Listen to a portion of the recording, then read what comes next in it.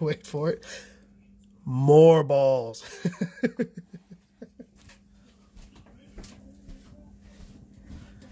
Yes, that's right, ladies and gentlemen. If you have tuned into this channel, that's what you can expect. You can expect foul language, nut sacks, cunts, blowgies, cocksuckers, taint lickers, and all that of the sorts. Everybody, you can thank Kurt for giving me this knife. This is the official knife of the Super Still Steve channel, and you will see this knife often.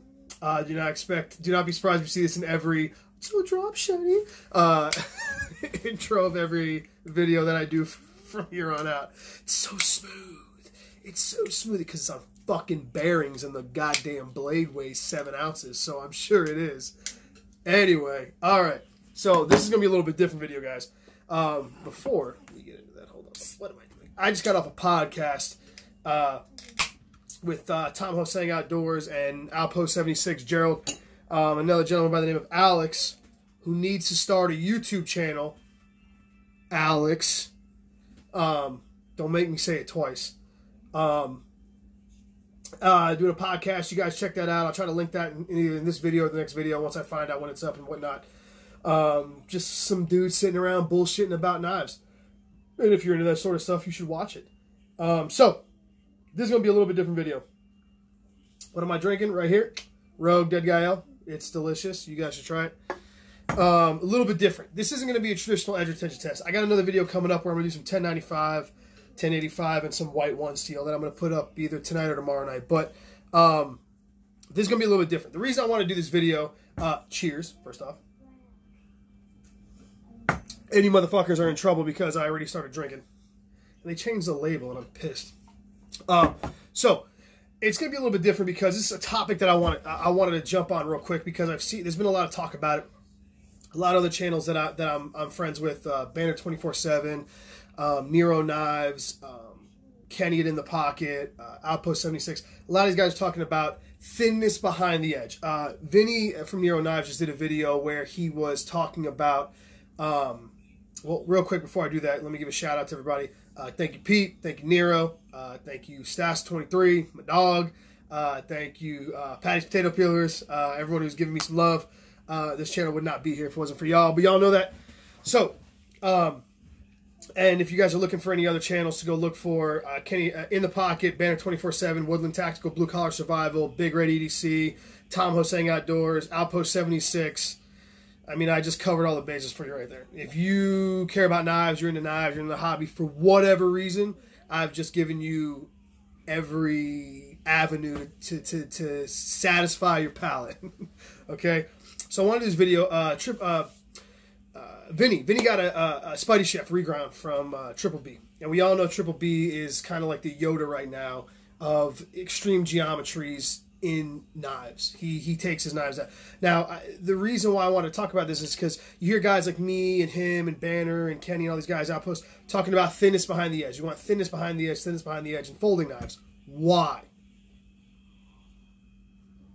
And there's also some misconceptions that I think I want to try to nip in the bud before it gets too big. So some guys will sit there, they think when we're talking about thickness behind the edge, what are we talking about? Why do we want it? And there's some things that are getting thrown around. First off, thickness behind the edge. Here's what it is defined as. Okay, when you have a knife, this is a chef knife right here, in Aogami number 2 or Vitoku 2, same thing basically. Okay, when you have a knife, can we see the bevel? Where is it? Where is the bevel? Well, I can't really. If it'll show up. It's very thin. Okay, see the bevel? Okay, if you take a set of calipers and measure right at the shoulder of that bevel, that is the thickness and or thinness, however you want to call it, behind the edge of the knife. Okay, so a knife like this, so you see the bevel. Where is it? Right there? Okay, so you measure right there. That is the thinness or thickness behind the edge. This is something that is important when we're talking about cutting performance. Okay, guys, I think we're getting this misconstrued. We're throwing it around a lot, and I think guys are getting confused on it. We're talking about cutting performance, and I've said this in my 12C27 video where I demonstrate I took 2 knives, both Manly Wasps, both in 12C27. One was 16 thousandths behind the edge, one was 9 thousandths behind the edge, and they cut literally identically. The reason for that being was because I think a lot of guys are confusing actual edge retention versus Vinny did a really good video with this where he took a razor blade, like a box cutter, and he called it edge life. I'm going to call it perceived edge retention, okay? Because what a lot of guys are having trouble understanding is edge retention is a matter of a lot of factors, okay? What you're cutting, how you're cutting it, and the steel, the heat treat, and all these things are going to affect edge retention. But you as the end user, what you're actually cutting and how you're actually cutting it is going to affect your edge retention. Okay, I get so many of these guys, they get all like butthurt, out of shape, 390 is the greatest. Because they'll be like, oh man, I don't cut pussy ass fucking cardboard. I cut PVC and I cut, plastic straps and shit, 100-pound plastic straps. And my M390 fucking lasts for days. Way better than my S30V knives. Well, M390 or 20CV or 204P were developed for the plastics industry, guys. They will cut plastic very well. That's kind of their intended purpose. So the reason I bring that up is because what you're cutting and how you're cutting is very important. And I'm going to do the reason I have this chef knife out is because this is how I feel like I can best demonstrate this. And there's a chat group between me and a lot of the other channels. And I kind of was real quick one day. I was making some dinner and I threw up a quick video joking around about edge geometry versus edge retention. And they were all like, that's a really good idea. You should show people that. So I'm going to. This is the benefit of having friends that are much smarter than you. They're all much smarter than I, so I can bounce ideas off them. Like I said, I think guys are, like I said, what you're cutting and how you're cutting is going to affect your edge retention. When you see me do a cardboard cut test or outpost, or Pete do a rope test, we're going for basically absolute edge retention, especially with cardboard cutting. I'm literally taping off a 1-inch section and I'm push cutting it through cardboard. All the abuse is being directed solely at the apex. And I'm picking a barometer. A parameter really of whether it's when it stops shaving hair and then when it stops cleanly cutting printer paper against the grain. Those are parameters to say, okay, this is when I'm deeming every test ending. It doesn't mean the knives are dull. It just means that the knives can't cut anything anymore. It means that the knives are done by that parameter. So I have something to measure all the steels against. Now, the reason I say that is because your perceived edge retention varies from guy to guy depending on what you cut. And again, the reason I brought the chef knife out is because I'm going to demonstrate this, because in the kitchen where I come from, where my knife world really came from, is a very different set of circumstances than the EDC world. So when we want knives that are thinner behind the edges, because it's going to increase performance. What that means is the knife is going to, well, there's a number of benefits. Vinny's touched on this. Ease of sharpening. When you have a knife that's got a bevel that's that thin, it's going to take very little, you have to remove very little metal to keep it sharp, okay, when you go to a full sharpening. Your increase in performance is what we're really basing on. How the knife cuts through things, not necessarily its actual edge retention. So at the edge of this knife is heat treated, and this knife is Blue 2, right? This is Vitoku 2, right? So the chemistry at the apex of this knife is exactly the same here, okay? How thin or thick this knife is doesn't change the composition or the heat treat of the steel. What it does change, though, is how the steel behaves during your cuts. So if you want a knife that's going to perform better, you want a knife that's thinner behind the edge. That's going to increase your performance and, in some situations, your perceived edge retention. Okay? It's not going to make the apex of the knife hold its apex any longer than if this knife was 40 thousandths behind the edge, per se. Well, maybe not that extreme. Let's say 19 thousandths behind the edge. This knife, and I'll show you some pictures, this knife was 19 thousandths behind the edge before I reground it. Which is, sorry, it's got some stains on it if you guys pick that up. I've been using it. Which is pretty thick for a kitchen knife. And now at 15 degrees per side, it's about 9 thousandths, give or take. It's about 9 thousandths the whole way through. So, like I said, again, what you're cutting. So Vinny did a really good video on this where he was cutting tires, and he was showing how stock thickness only comes into play when you get a material that actually catches on the stock. Right? If it's something like cardboard or paper, and Banner 24/7 has demonstrated this, they pretty much separate like this and like this. So nothing really ends up binding up on the stock thickness. You're just going to zip right through. This is the reason why a Sebenza has a thick blade stock thickness, but it zips right through cardboard. Behind the edge thickness is going to increase that ease of cut. It's not going to actually increase what happens at the edge here. It's going to increase how well you can cut. So think about this: the thinner the knife is, let's say you're cutting cardboard. When I get done with these like for instance, when I get done with these cardboard cut tests, when it stops cutting paper, I can still cut cardboard with it. So while the actual apex is gone and it's unable to now cut through printer paper against the grain, it can still cut cardboard. You guys see what I'm saying? So if my edge retention is based on when it will stop cutting cardboard, then the knife is still sharp. See what I'm saying? If my edge retention parameter is when it will stop cutting printer paper, then it is dull. See what I'm saying? Apex is still at the same level, but my perceived sharpness and my perceived edge retention are different. So now that I've got on with that, like I said, this is going to be a long video, guys, despite my usual run-ons. So I'm going to demonstrate to you guys real quick the best way I know how to do this. So here's printer paper. I sharpen this knife real quick on a 400 grit. It is a Zwilling. It's like a Shapton, basically. 400 grit and then a 1 micron sharp. It's actually very, very sharp. This steel comes up real easy. But as you can see, it's super sharp. It's good to go, right? Hair shaven, good to go. See? I'm showing you the tip for a very specific reason. I'll show you right now. Okay? Alrighty, there we go. We see that. Now, I'm going to tilt this camera down and demonstrate something real quick, okay? So same knife. Now, real quick, I'm going to stop right here and I'm going to put up some pictures and I'm going to show you this knife before the regrind at 19 thousandths and then after the regrind at 9 thousandths. So here are the pics.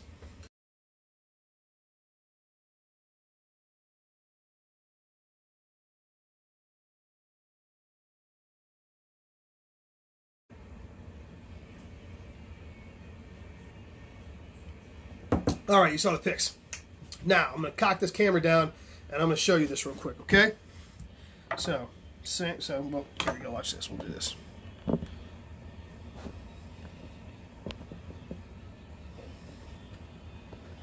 Let's see. Can you guys see that? All right. So, same knife. See right here? Try. See if I can get this like an odd angle. Okay, there we go. See where we're going there? Okay. So same knife. Okay. All right. So got 2 onions here, right? So we're gonna take this onion right here. Okay.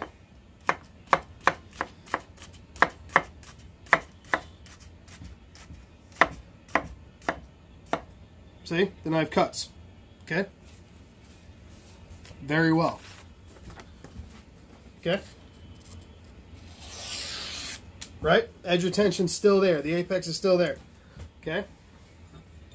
300 grit stone.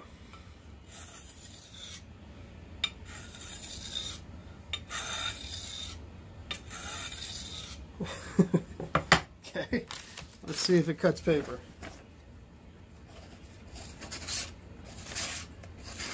You guys see that?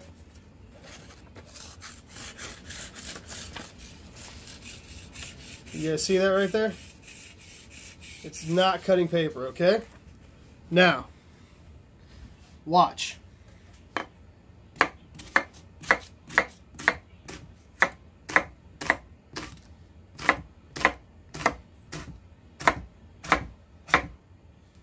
It cut.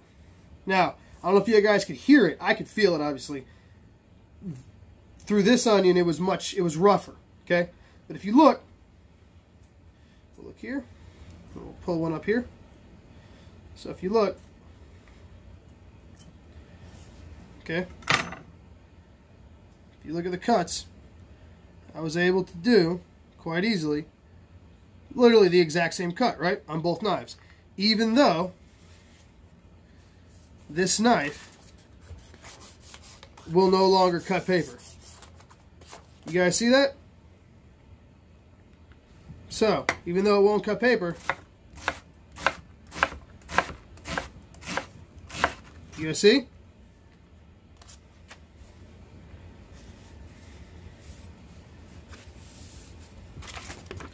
Will not cut paper. Alright, let's cock this back up real quick. Now that my whole thing smells like... Alright, there we go. So like I said, this is a quick video I wanted to do to you guys. So what I just demonstrated there was edge retention versus geometry. Okay, so you saw this knife right here, sharp and dull, cut an onion. So if I'm in the kitchen, my edge retention on this knife is still fine. Even though we can all see that the apex of this knife is completely gone. It's completely gone. There is no more. As far as edge retention goes, this knife has none, right? As far as the actual apex here, this knife has 0 edge retention. Okay, see? There's nothing left on this edge.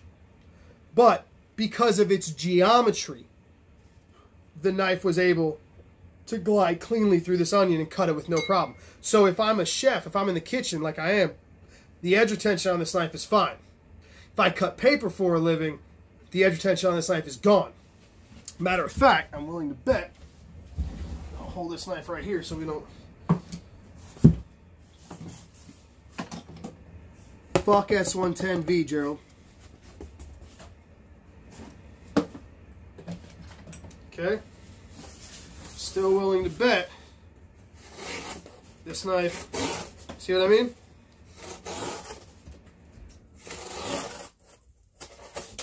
So, this knife, there we go. Again, 0 edge retention. There's nothing left. This knife has 0 apex left. It's completely blunted. But as far as my perceived edge retention, this knife can still cut cardboard and it can still cut an onion, no problem. Why is that? That is because, ladies and gentlemen, because of the geometry of this knife. This knife being about 9 thousandths behind the edge is increasing my perceived edge retention significantly. Had this knife been 19 or 20 thousandths behind the edge, I'd be gashing through this onion. I'd be having to really stand on it to go through that cardboard. So I just want to do this video real quick to show you guys the difference between edge retention and geometry, and the benefits of having a thin geometry and where it matters. Like I said, if you're somebody that does food prep, the guys talk about blade geometry aiding in food prep a lot, and it does, because when you cut through something that's thick like this, it will bind up on the edge, and it will, the thinner behind the edge and the thinner stock, it will affect. That's the reason I want to show you guys this cardboard, is that if you have a knife that's thinner behind the edge, okay, you're going to, now the stock thickness on this knife hasn't changed. It's still like whatever it was, 81/100th or whatever. You're just like you would a box cutter, a razor blade. Because of the geometry of the knife itself, of the blade itself, you're going to be able to continue to make cuts over and over and over and over again, even though the knife has lost its actual apex. So this is just a little quick demo I want to do for everybody. I keep harping, a lot of guys keep harping on it right now, and I want people to understand, or at least do my best to demonstrate why thinness behind the edge is important and what it actually does. I don't want guys to get confused and think that, you know, it's going to, two things. One, it's not going to make a difference. And two, it's actually going to affect the apex. It's not going to affect the apex. Dropping your secondary or your edge bevel down lower, that's going to increase your edge retention, because that's going to put less pressure on the actual apex itself. But your thinness behind the edge is going to increase your performance, how easily it goes through product, how easily it goes through cardboard, and it's going to add to your perceived edge retention. By, as you can see, I'm still cutting through a cardboard box with no problem, even though the edge of this knife is completely dull, like completely dull. Completely. I don't know if you guys can see the pressure I'm putting on that. Can you guys watch? Let me see if I can. You see how much I'm sinking that in there? Look. Completely dull. Completely dull. But that's what a knife with thin geometry behind the edge will do. So, I said short, it was still a 20-minute video. I got another video, an actual edge retention test coming out tonight. Or probably tomorrow night. Maybe tonight, maybe tomorrow. I don't know. We'll see what's up. But there we go. I just wanted to do my a quick vid on this real quick to show why we keep harping on having a knife that's thinner behind the edge and the benefits of that. And hopefully this helps with some of the confusion of whether it's actually going to make your edge retention increase or actually make your knife cut longer, because there is a difference. And hopefully I just demonstrated that for you guys as best I could. So yeah, I look forward to the next video. Thank you, everybody, and I hope this helped y'all out at all, if anything. Hopefully explained what I intended to explain. So cheers, y'all.